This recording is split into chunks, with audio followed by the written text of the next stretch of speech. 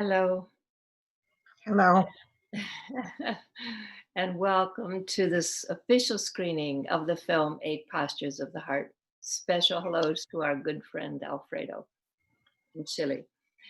My name is Judy Rogers, and before we begin, I want to acknowledge someone who has been a guiding light for those of us on the team that created this film, the one who ignited the flame of inspiration.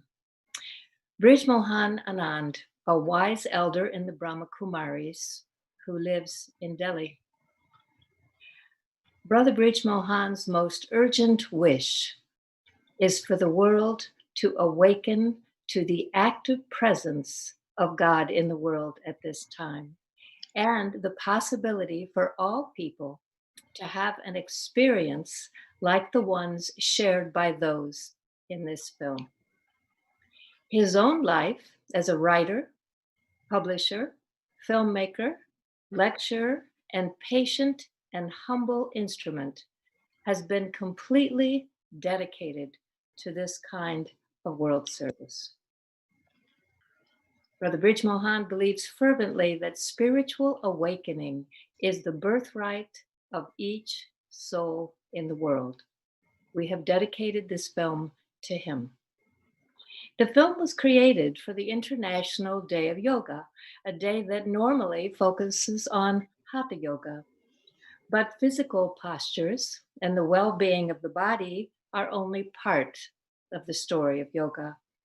The true yoga is a love story, a timeless search of the soul for the ancient and eternal love it remembers from long ago. The film you're about to see tells the story of all of us, the search of each soul for the unlimited love we remember from the deepest recesses of the heart. The story is told in 8 segments through story and art by yogis in their own words. After the film, some of those you'll see on camera will speak for a few minutes to share their experience of this epic journey. We hope you enjoy the film. Okay, here.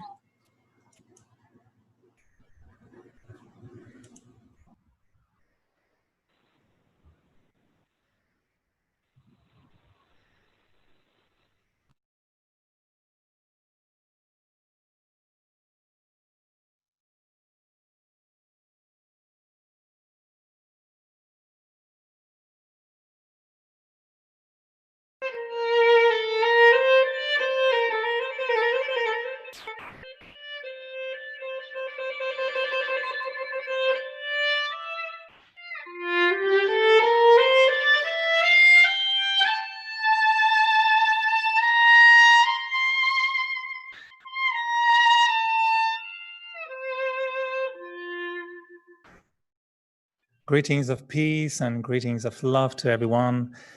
You know, we were thinking of celebrating the International Day of Yoga, and in the Brahma Kumaris with some good friends and senior yogis, we're reflecting and wondering how can we really present what we do when we practice Raja Yoga.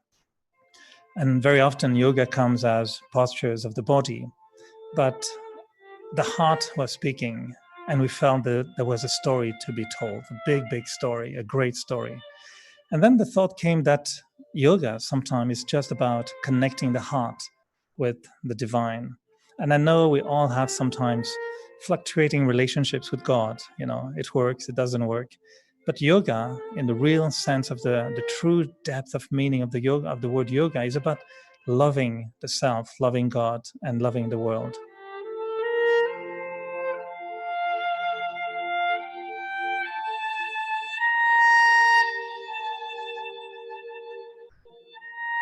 So what we wanted to offer you was really a journey, a great journey of experience. And yoga can be described sometimes as a posture of the heart. So the greatest love story of all time is the story we all are looking for. This is the story we've been living in a way, and this is our story. So in the next hour, you're going to listen to yogis sharing their own personal journey in their relationship with God. And you're going to watch and listen to some artists expressing that love in their own way.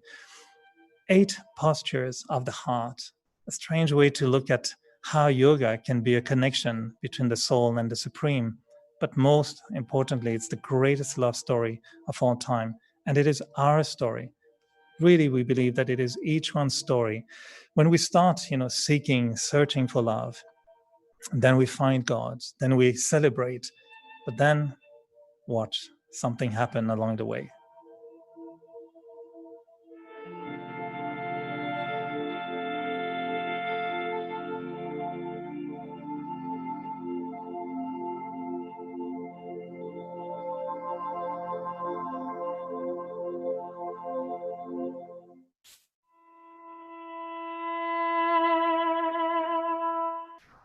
In my experience, life is such an extraordinary journey. From my earliest memories, I seem to be seeking. A part of me as a child was happy, but a part of me was always on this search. It was like I was yearning for something which I wasn't quite sure what it was.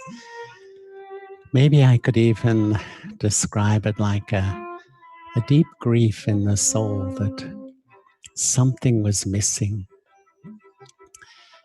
And in my teens, I embraced religion, but I found I couldn't really connect with a God that was authoritarian, judgmental, and punishing. And so I let go religion, but I didn't let go the yearning or the grief for something that was missing in my life. And at the age of 20, I traveled the world. I went from Australia through Southeast Asia to India, to the Middle East, to Africa, to Europe and settled in London.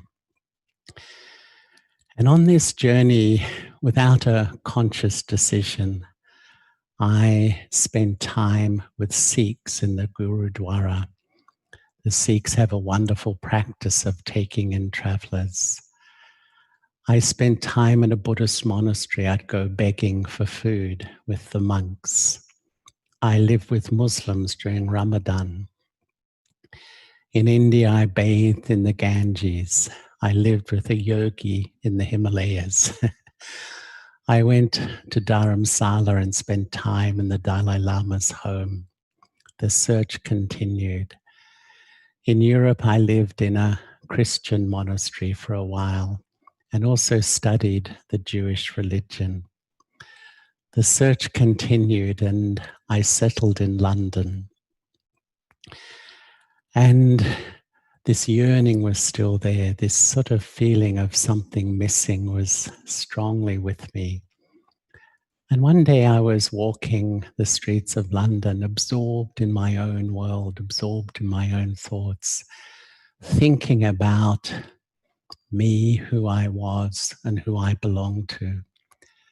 And it's like time stopped, and I stepped into an eternal moment, and I felt absolutely, completely loved. It's like love connected to the core of my being and radiated to every part of me. This was a love I hadn't tasted before, and I felt I've come home.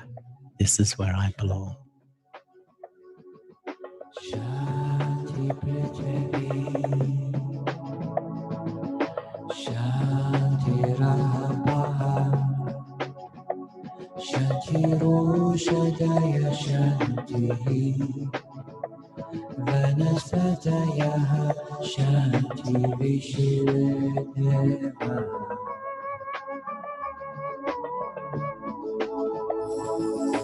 Shanti Brahma Shanti, Shanti, Shanti Reva Shanti, Sama Shanti Reni, Om Jam. Shanti Antaraksham, Shanti Prithvi, Shanti Raha, Shanti Roshadaya Shanti, Vanaspataya Shanti Vishvedeva.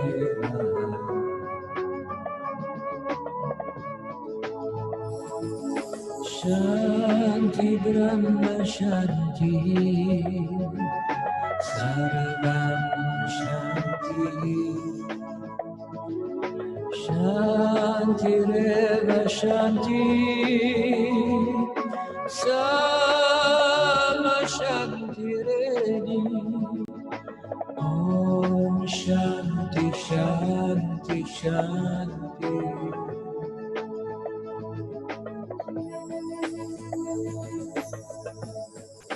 Salam,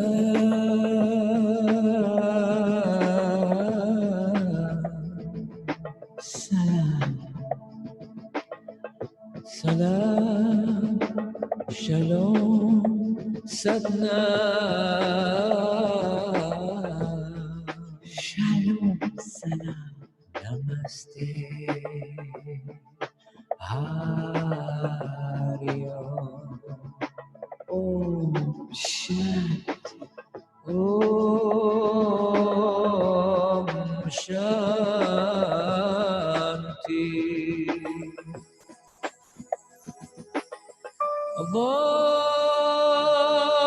Allahumma anta salam,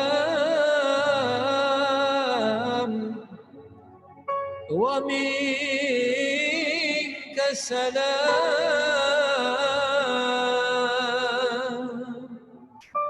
وإليك يعود السلام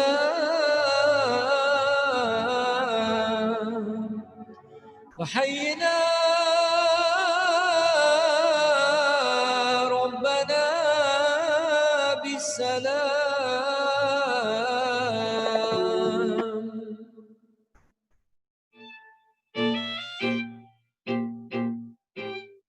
That was the day everything changed. Nothing would ever be the same. I was the only one who knew it because there was nothing to show on the outside. I had simply been sitting in meditation, going through the preliminary steps as I was a relative novice to meditation. And the thought encouraged, I'm a soul, as distinct from the body. And the aim was to connect with that supreme source of energy. And suddenly, without any lead up, a laser beam of light was touching my forehead. My eyes were open.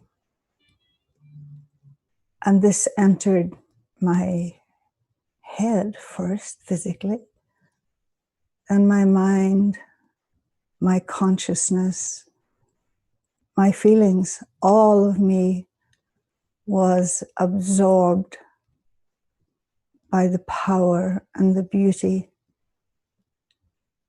and even the love that this energy, which was other than mine, was emanating and communicating with me. And then that same light in the form of almost like wires began shooting out, first from my forehead and then from all parts of me, even while I'm glued to the floor and looking straight ahead. And I knew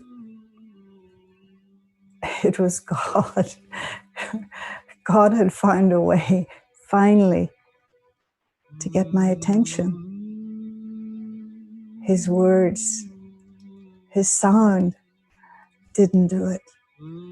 But the intensity of the feeling of bliss, joy that's beyond the senses, just overwhelmed me. And I was lost. And in that same instance, I was found.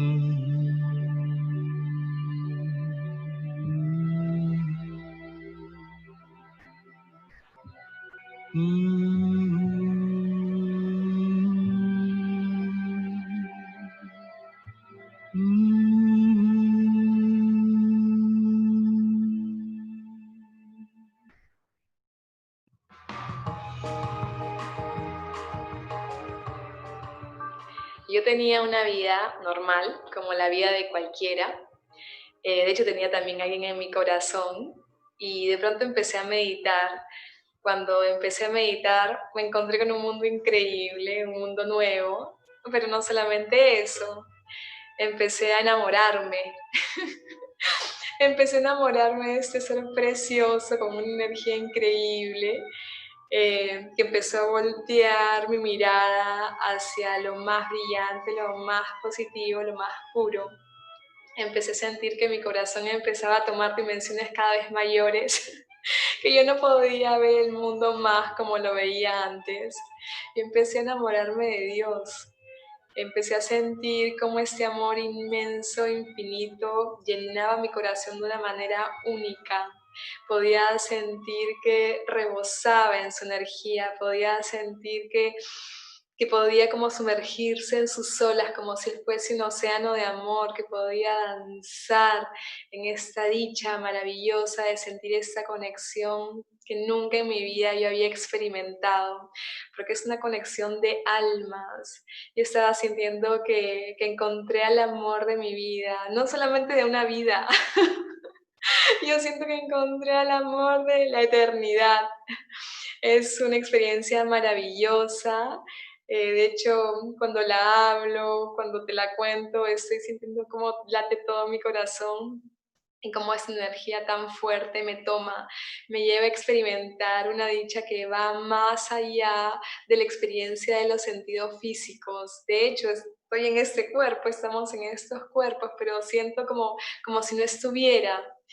Muchas veces siento esta felicidad de poder incluso tener un cuerpo físico para poder expresar lo que siento en forma de danza, en forma de dar, en forma de amar. Es una dicha maravillosa, ha transformado mi vida.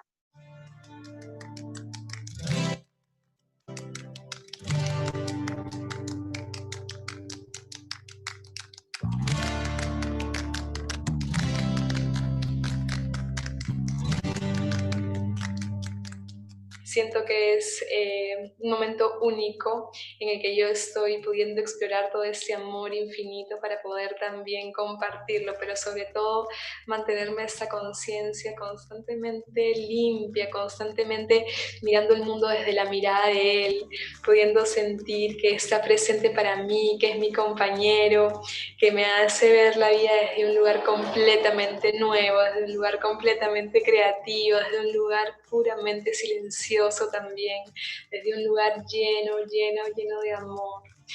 Me siento embelesada, me siento encantada, siento que es un amor mágico que transforma todo mi ser.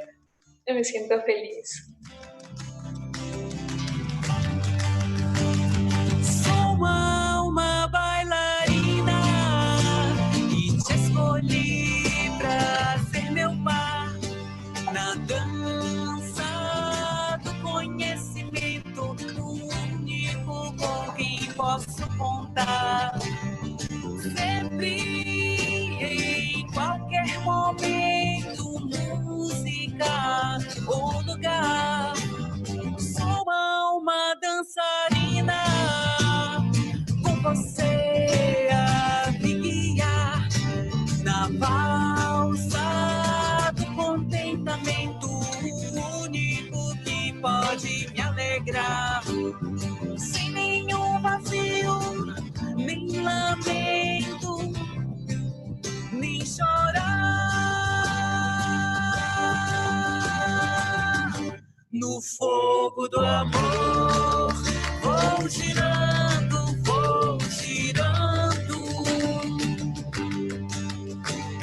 entregue a sua direção, seguindo seus passos, deslizando, sem tropeços para a libertação. Sou uma alma cantadora e te escolhi para exaltar na melodia da pureza, o único que puxa o meu olhar e nem disfarça, sequer vacila, nunca me trai. Sou uma alma trova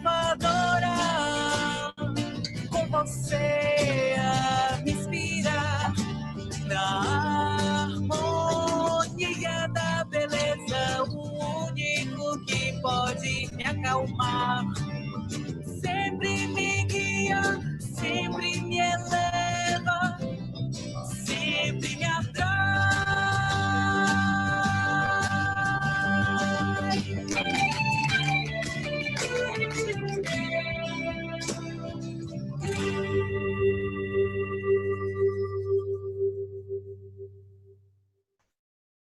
Watching this beautiful dance and the expression of the heart, filled with that love. I know sometimes it's strange and we think people are they real? Are they connecting really with God? We know when the experience is so strong and we want to hold on to it. We want to keep it. But we know that this is not just love to be experienced as love and just keep dancing all the time. There's some work to be done. Yoga is also about transforming, healing the heart. And this is something that is amazing because when we create that connection and we experience the love of God, the love for God, we know that that love is doing something in the heart. It's a posture of the heart, but it's also a way to transform the heart in such a way that you want to become like the one you love. And this is what relationships is all about, isn't it? That you love someone and you want to just get so close and close to that being that you feel there's an exchange of qualities, an exchange of virtues. So this is the purifying process that takes place in yoga.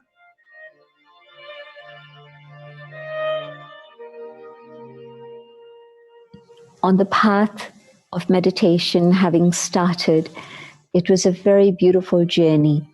It was the experience of new revelations every single day. As I studied the teachings, I was gaining new insights. As I meditated, I was having new experiences. I was beginning to see the different facets of the personality of God, the aspect of love, the aspect of truth, the aspect of joy, different experiences. And so meditation was never dull. It wasn't a task. It was a joy. It was the experience of moving forward in an adventure and knowing that every single day was going to bring something new, something different. And of course, I had the companionship of Daddy Janki. And that was very, very beautiful because she was explaining in depth different things that I had only understood superficially or I hadn't understood at all. And so that made a huge difference. But also I was seeing transformation happen within my own personality and character. I could see both sides, the dark and the light. And I knew that the power I was receiving from the divine was such that I would be able to deal with all the dark aspects and transform them. And I also knew that the aspects of goodness that were there latent within the soul, but I hadn't actually experienced them or connected with them in such a powerful way, I was able to start connecting with them. And together with that, of course, my own value for myself began to rise. I was experiencing this process of purification and movement forward every single day. But also, I could now see the connection between inner change and the transformation of the world. And I understood that as I removed my own inner negativity, everyone around me would be impacted by this, and those vibrations were changing the quality of interaction and relationships. And I could see that, yes, together we were able to move forward and create a better world for everyone, a world filled with God's love and truth and joy and beauty, a world of justice and harmony.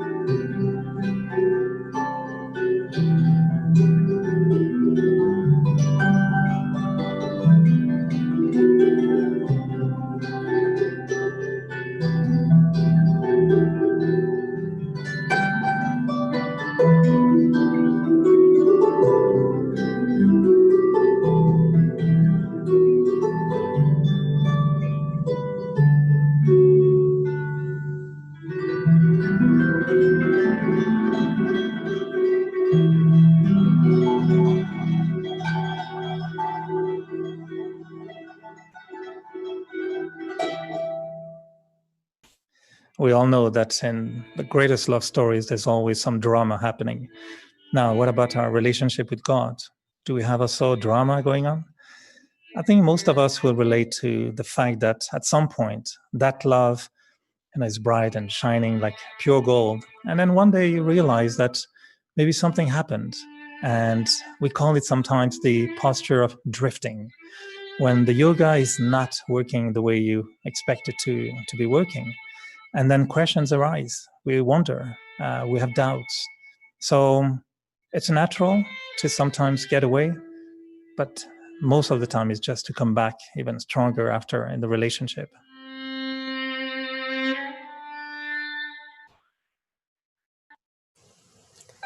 And then it finally happened. My greatest nightmare came to life. That early rush of that pure, magnetic, powerful, beautiful love of God came to an end. It started to fade away, and I started to question God's love. Was God's love really like all human love, that inevitably one day it would run out? I started to feel rejected, abandoned, and alone. I started to question myself, and I started to question God. Did I attract all this? Was I the one distancing myself from God? Is it me? Is it him? Does God not love me anymore? Does God not want me by his side? Was I not good enough? Was I ever not good enough? All these thoughts started to capture my mind, and doubts and fears began to fill my mind. And then suddenly, I find myself attracted back to the material and mundane world. That world that is full of quick fixes, false attractions, easy glory. I could feel that I was losing that connection. The connection with God was becoming weaker and weaker. It was becoming fleeting now. The connection that I felt before, that was immediate, that was straight, that was simple, that was clear, that was powerful, that was exhilarating, was not there anymore. And now it felt like I had to labor to connect. It was like an uphill struggle. It was like going to fetch water at the well, but only being able to draw a few drops. And I was getting tired. The soul was getting tired. But what could the soul do? And yet somewhere deep inside, I knew that God would not let go of me. I just knew it. I could feel it in my gut. I needed him just as much as he needed me. He was my guiding light in the darkness. He was that support when I needed him most. He was carrying me through all my troubles. He was wiping my tears. I still had hope. So on occasions, I would feel that glimmer of light, just like the light that tries to creep through the dark gray clouds. I could feel God's light. I could see that God was trying to win me over again. And I was really rebuilding that trust. But it was I had to gather my strength, and I had to return. It was I that had turned my back onto God, and I had to return back to him. But those were uncertain times, and the fears were overwhelming. And in those moments, I would just sit in silence, and I would feel God's presence.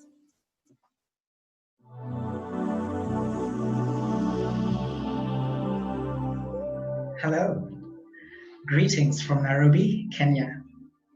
My name is Kirin Brady, and I'm a practicing architect. But I'd like to tell you a little story about returning to God's love. This is a little section of my whole journey, and after initially making contact and being filled with a connection and love with God, I decided to try an experiment and see if I could replicate that love outside in the world. And so I did. For 2 years, I tried several ventures. I created many relationships, but all of them left me slightly disappointed, left me even hurt sometimes. And I came to the realization that this point in time in the world, unfortunately, is determined and driven by the power of fear, by the power of negativity. As all of this was happening, in the back of my mind, I always felt the gentle pull of God's love, and the memory was always there. But I was determined that I could do it myself. But by the end, I was left drained, exhausted, and actually hurt.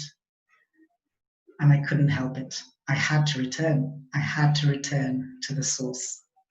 And so I did. And as soon as I did, as soon as I gave in to the power of God, I re-engaged to that ocean of love, the ocean of power, the ocean of bliss. And I realized again that the only true relationship that I can have that is unconditional in love, in peace, in support, in wisdom and power is with God. And this is where I belong, with God. दुनिया का बोझ अपने sir से उतार दे, समर्थ को सौंप सब, तू उसका प्यार ले। प्रभु प्रेम में मन मेरे हर गम बिसार दे, छोटी सी जिंदगी हंस के गुजार ले। दुनिया का बोझ अपने सर से उतार दे,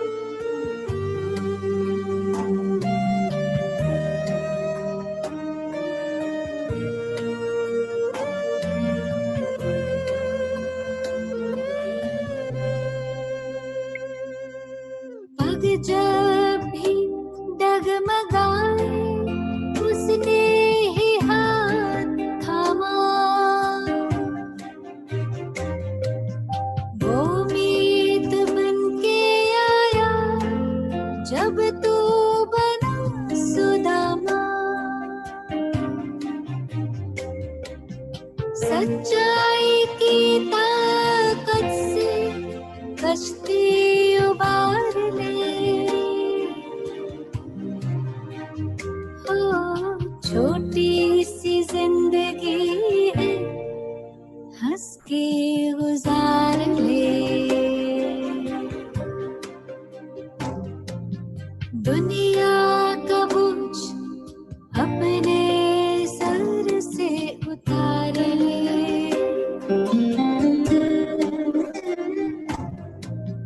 समर्थ को सौंप सब तू उसका प्यार ले प्रभु प्रेम में मन मेरे हर गम बिसार दे छोटी सी जिंदगी है हंस के गुजार ले ओ छोटी सी जिंदगी है हंस के गुजार ले ओ छोटी सी जिंदगी है हंस के गुजार ले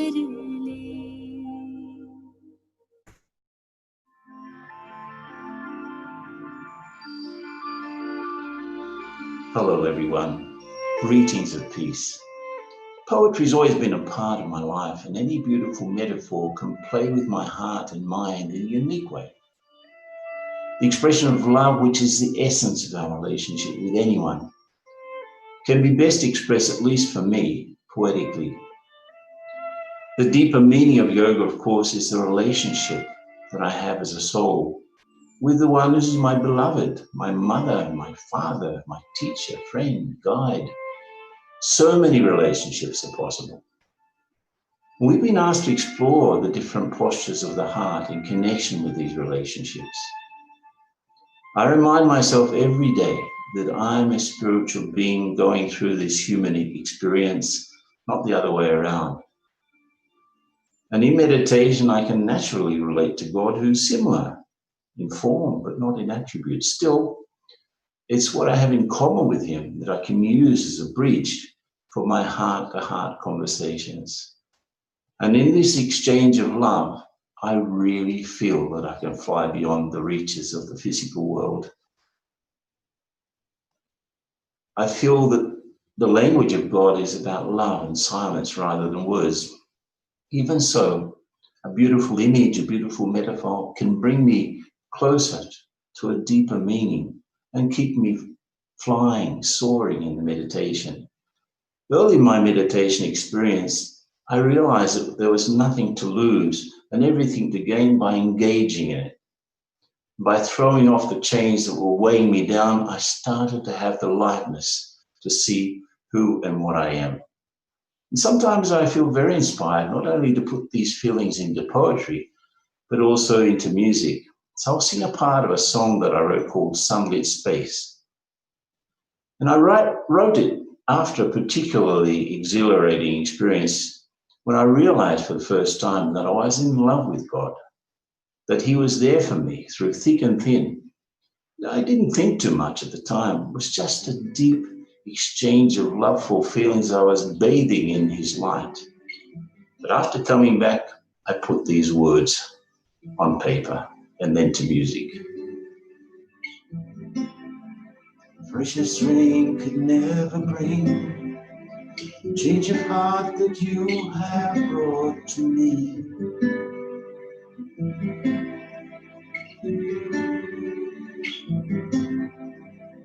Sweetest song could never say words of love I want to say to you.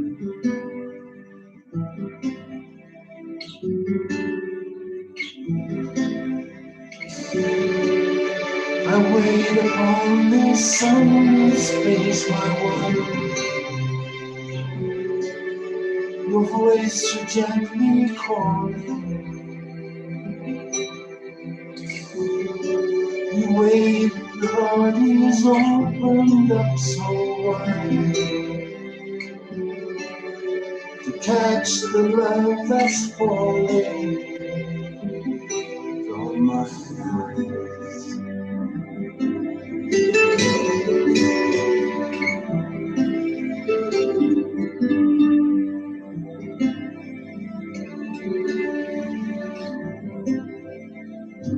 the sea could never fill. The empty parts that you have filled in me.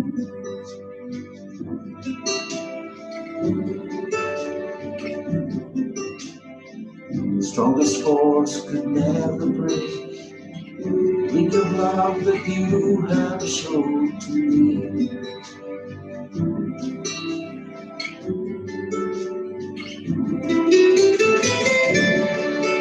I wait upon this windswept place, my one.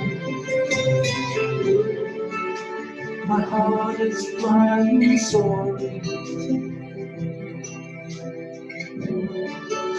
You wait upon your golden throne of light.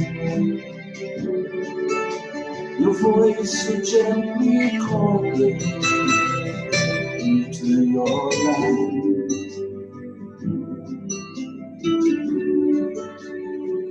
Thanks for listening.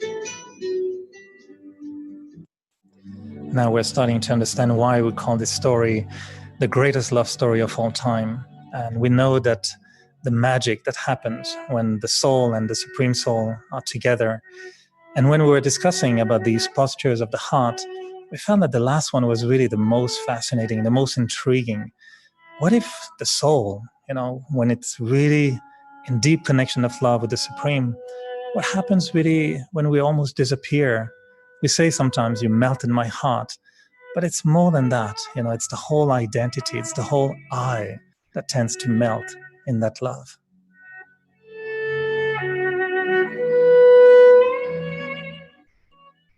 Of all the things I treasure in my life, I think the thing I love most is to meet my lover, the lover of the soul,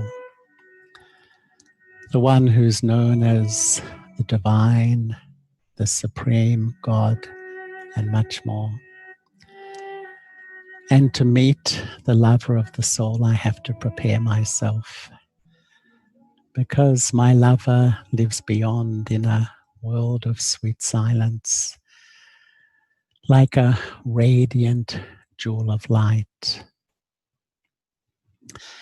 And to get there, I need to let go my limitations so I can really resonate on the same frequency. So I love just to sit quietly and withdraw, step back, and let go of all that which is limited in me.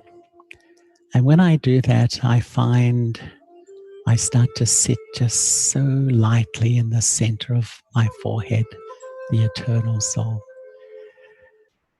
And then I become present in front of my eternal lover. It's like I enter a silent world, but it's a sweet silence, it's a warm silence. And in this beautiful silence, me and my lover, I just feel this divine love emanating from this soul.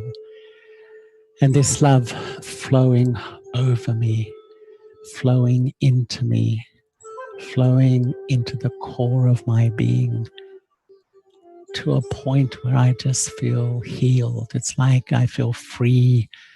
I feel absolutely liberated from something old. It's just like such a sense of closeness and belonging. And in this state, I feel so still, like I'm beyond time. It's just resonating, belonging, experiencing. The quality of this love, I feel you can't find anywhere else. The purity of this divine love can only be experienced from God.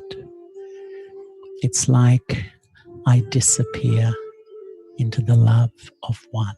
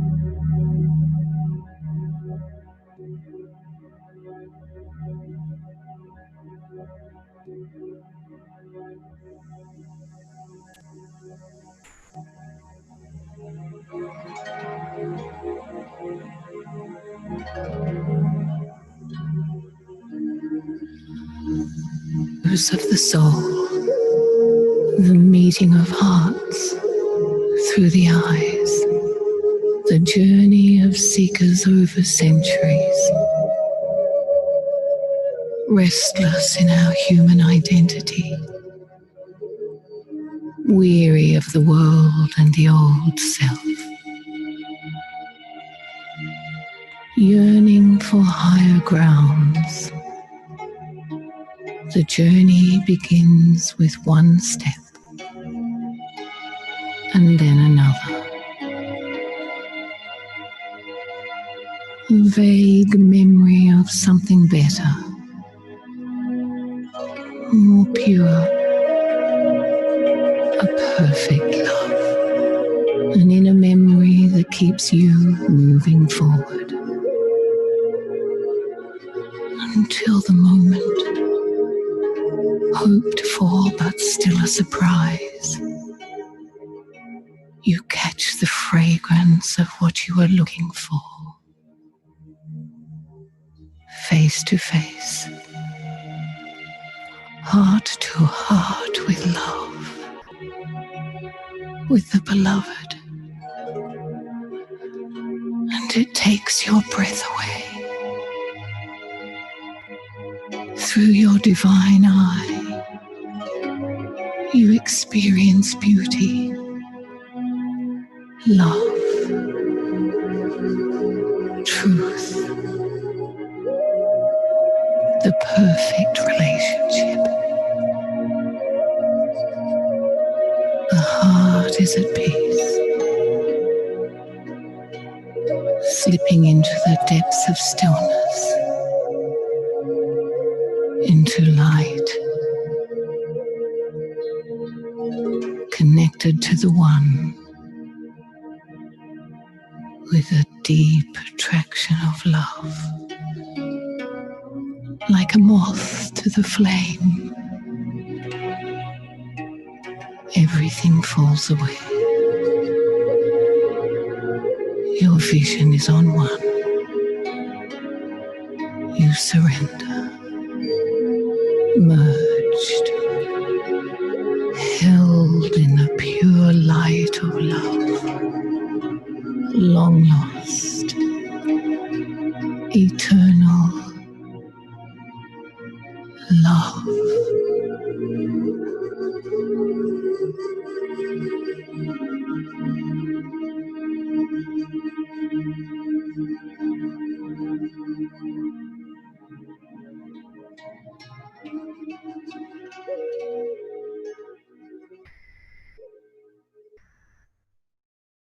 Wow, there's so much beauty in those eyes. And, no wonder when we know that the eyes are the window to the soul, if we fill the soul with that divine love, well, no wonder why there's so much light coming out of the eyes.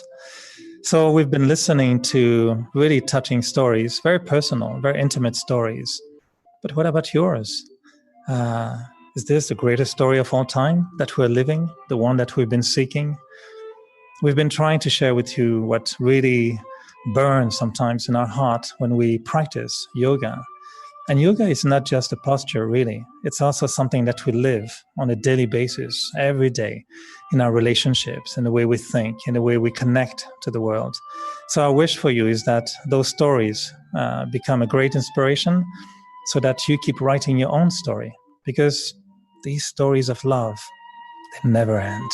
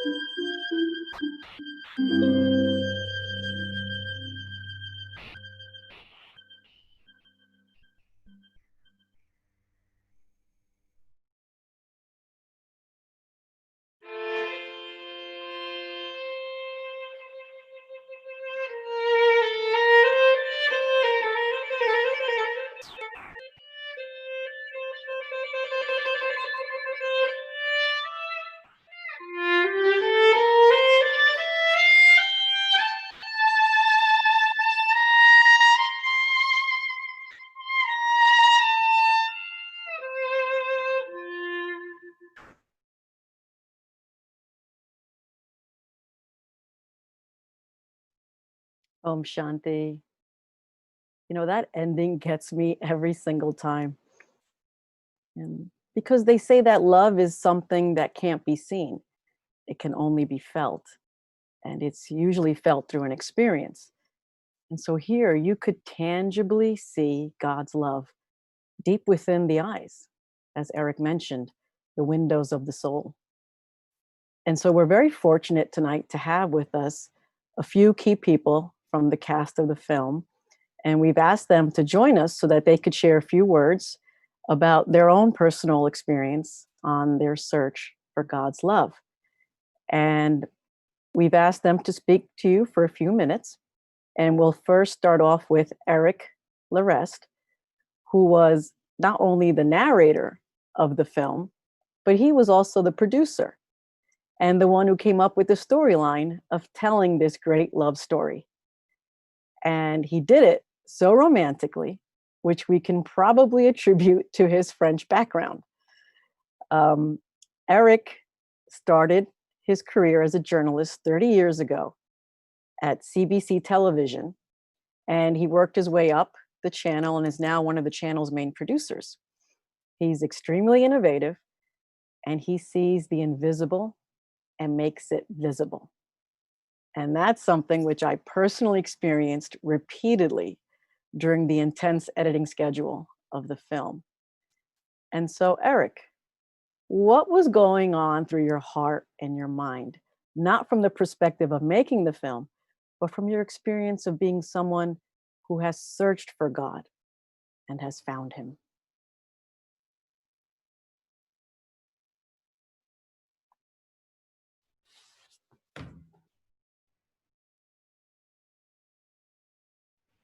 Yes, thank you, Annalie. It's a lovely film. I'm so happy we have a chance to look at it again. And it was really a collective work, and you were part of it, of course. I don't take any credit. I think we all went into a conversation, and maybe because we have so much love for each other, you know, all those who were on the call initially are very good friends. And I think the love that we have for one another creates a dynamic that maybe allows current, you know, to pass and ideas to emerge. And everything was done in a very short time. We just did this in 3 weeks, I think. And normally at work, I take a little bit more time to do these kind of productions.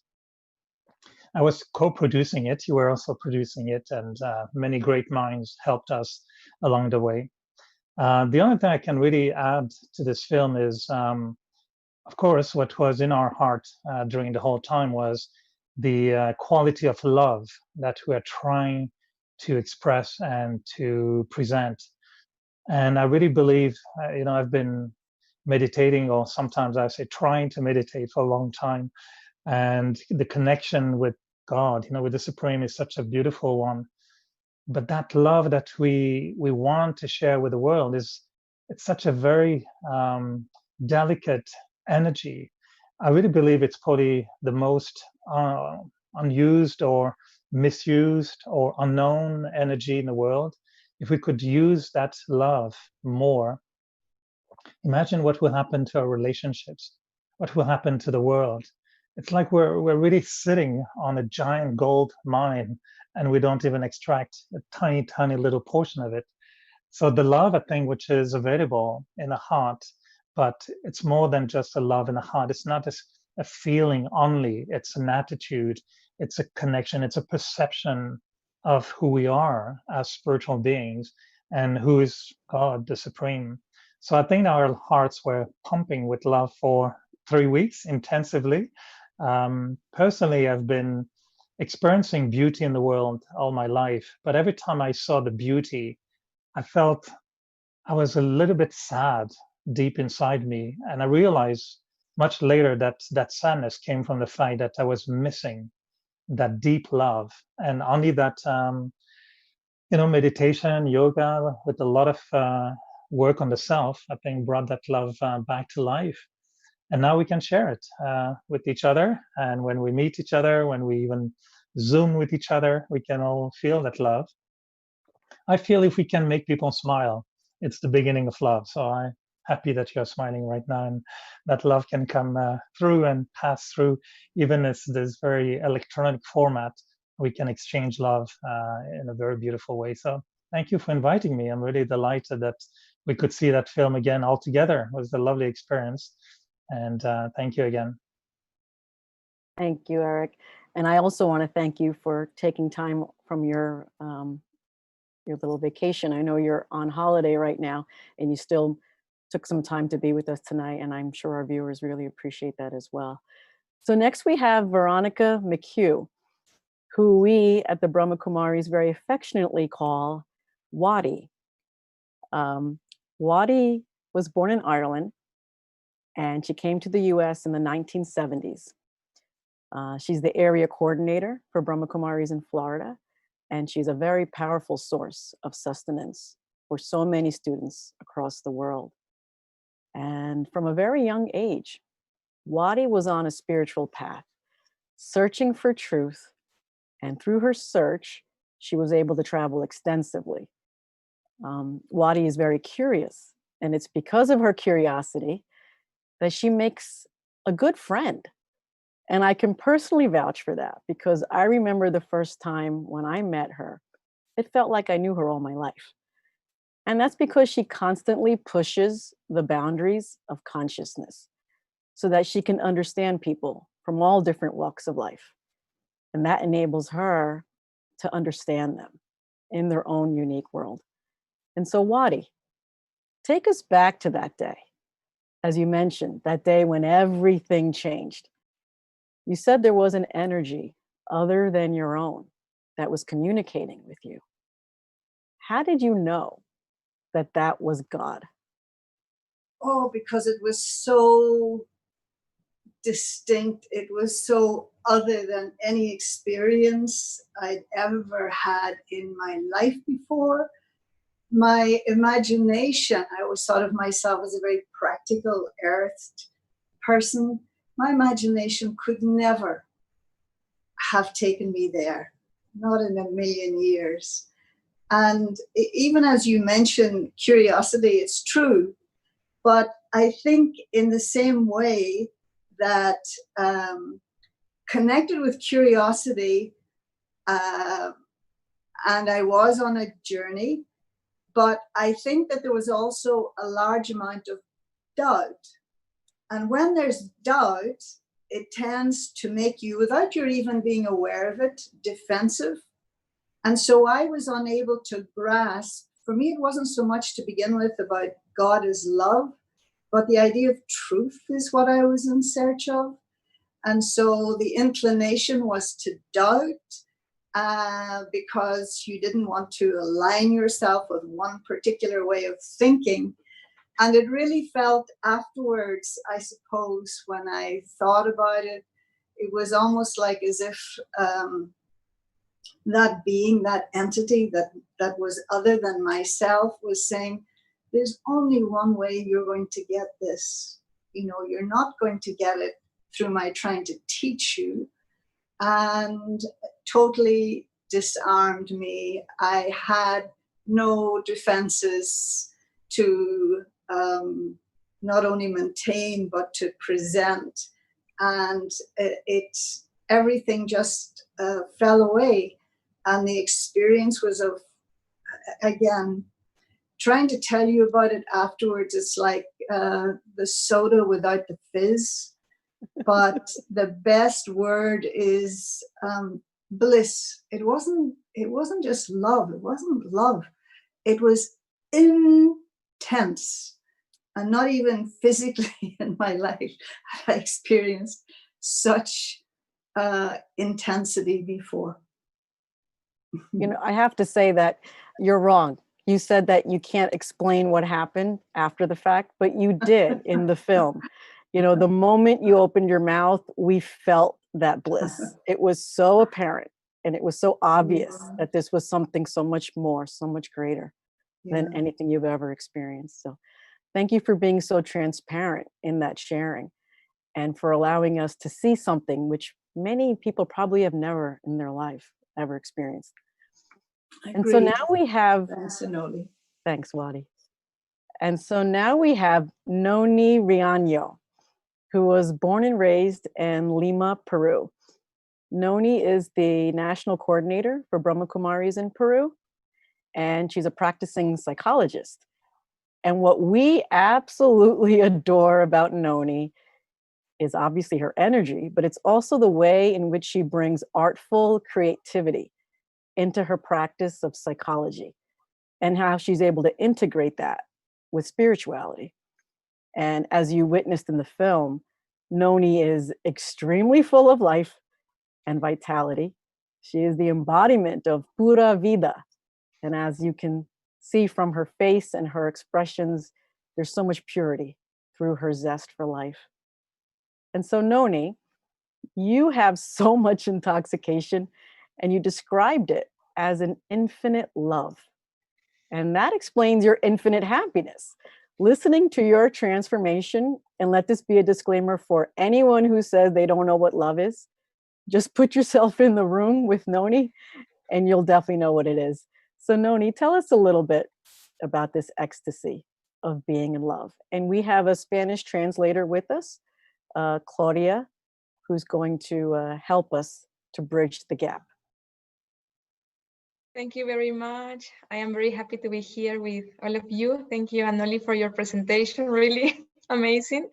And yes, I will speak Spanish because I will feel more comfortable. Well, you're doing wonderfully. No, you should speak in English. Sorry, Claudia, but I think we might not need your help.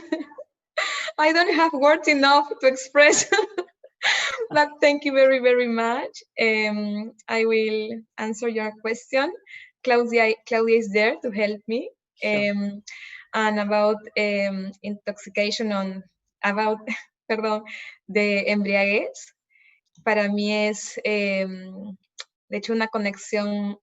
I will try to speak in English, and then if I don't have words, please excuse me, all the people who is there, but I will try to do my best.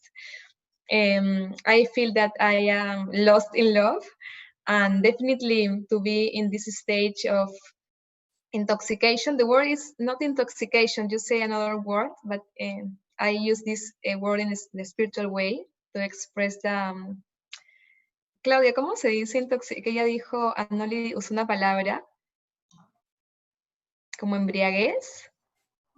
Sí, de intoxication, sí lo usan en ese sentido. Well, sorry, it's because the study, I every day study spirituality, and I feel that this make me feel full, and also the connection with the one, my one, and as I share with you in the video, to be in this connection very deep, very, very strong, make me feel that he's my eternal love. And of course, sometimes I feel that my energy is not so high, of course, but I try to change my thoughts, change my energy, change my feelings. I go inside, connect with myself, and then go up and boom. But it's I feel that it's because he know me very well, so he know how to conquer myself in a very beautiful and magic way. Thank you very much. Wow. Noni, thank you for being so courageous and for doing that. I know that wasn't comfortable for you, but you were amazing. We understood everything. And I just want to say that when you go up and go boof, so do we. You know, you take us all with you. And that's what's so special about you. It's very contagious what you have. Thank you for sharing that. And lastly, we have Ken O'Donnell. who is the regional coordinator for Brahma Kumaris in South America. And Ken's background is very interesting. He was born in Australia, and he's respected by so many as an intellectual. He's a poet, a musician, and he's also a writer. He's authored many books. In fact, one of my favorites is New Beginnings, which is a must read for anyone who's new to meditation and who wants to learn the fundamentals of Raja Yoga meditation. I'd highly, highly suggest that you read that book. Ken has spent his entire life seeking through literature, and he's driven by an intellectual quest to discover the truth. And we all believe that he must have read every single scripture and literature on spiritual truth. And by the time he came to the Brahma Kumaris, he looked like a sage. In fact, he dressed like one too. And that was more than 30 years ago.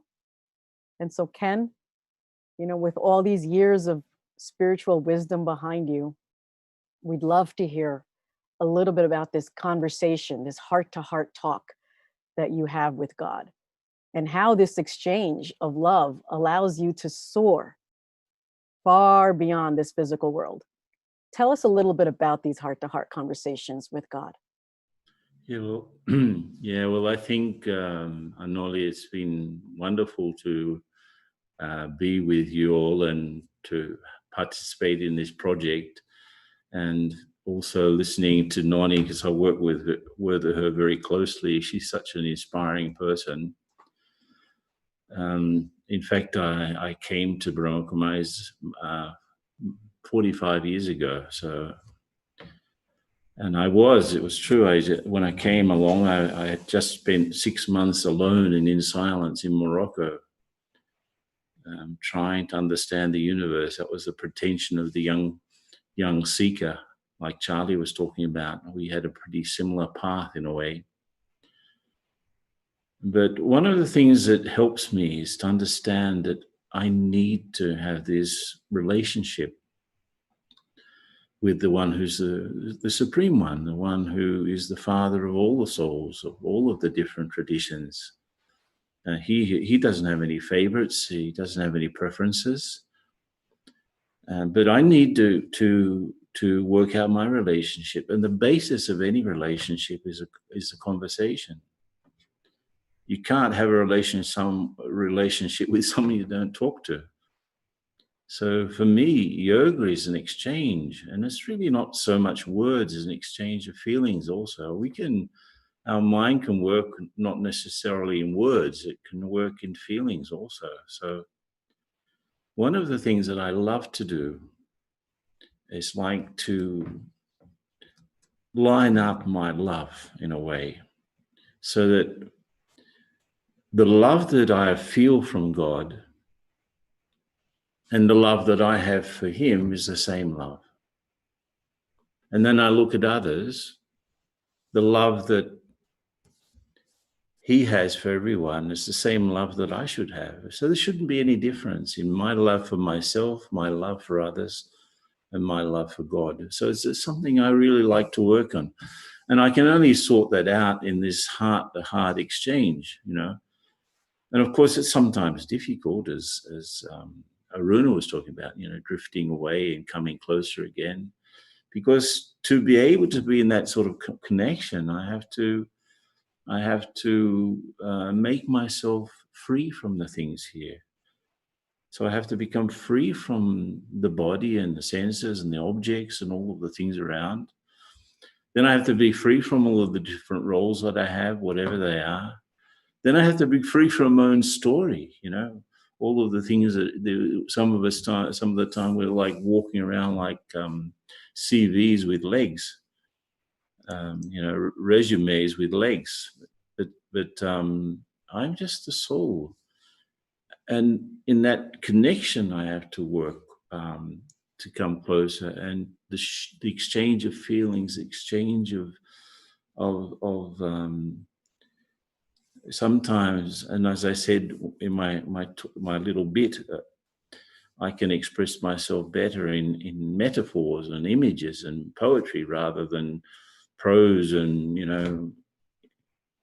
concepts, and I try to make sure that my love is sorted out, that it's the same all around. So that's what I do when I go into these heart-to-heart conversations. I try to make sure that there's no difference in the love that I feel for anyone and the love that I feel for myself and for God. So thank you. That is amazing, Ken. I could listen to you for hours. I'm sorry we only could give you a few minutes, but you spoke so essential, how to line up that love. That's perfectly explained. And I also want to, expand upon what Ken just mentioned about how yoga, this love is an exchange of feelings, which is something that you're going to experience tonight before we conclude. So I'd ask all of you to just hang on for a few more minutes. And before we get to the conclusion, I want to acknowledge two of our talented artists, musicians, dancers from the film, who are also joining us this evening. And you'll be able to receive love and blessings, or this exchange of feelings, later on, as I mentioned at the end of the program. But I just wanted to spotlight them quickly so you could see who they are. We have Denzel Sinclair, who is a jazz singer from Canada, and he has an exquisite voice, which is what you heard after Wadi shared her touching story. The song which he hummed, many of you might recognize the lyrics, even though there weren't any. The first time ever I saw your face, I thought the sun rose in your eyes. And we also have Gorith Dunningham from Brazil, who danced her way into our hearts, immediately following Noni's intoxicating story.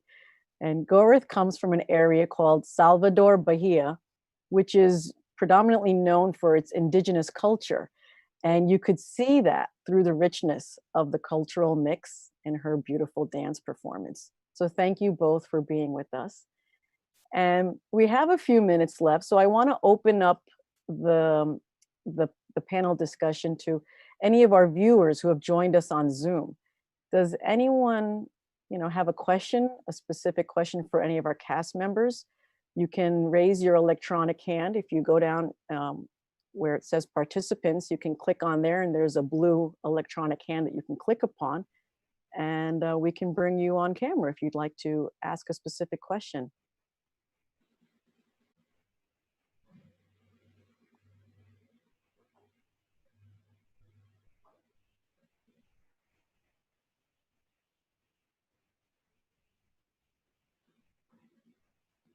And if you're not able to find the electronic hand, you could also just raise your physical hand and we'll look for you through the cameras.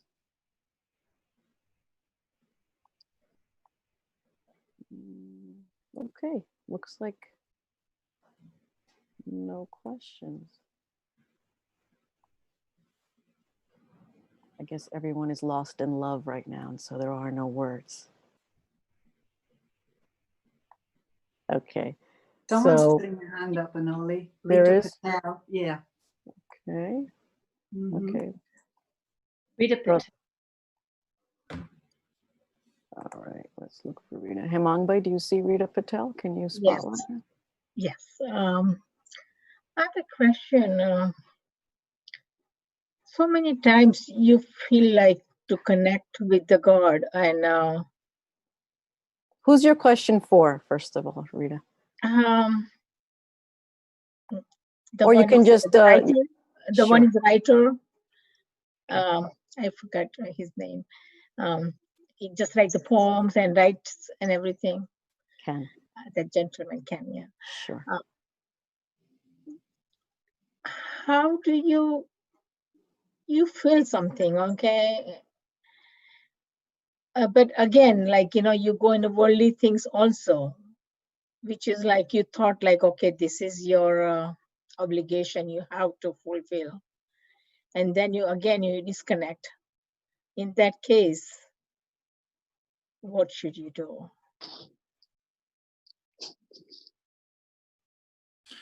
yeah, okay.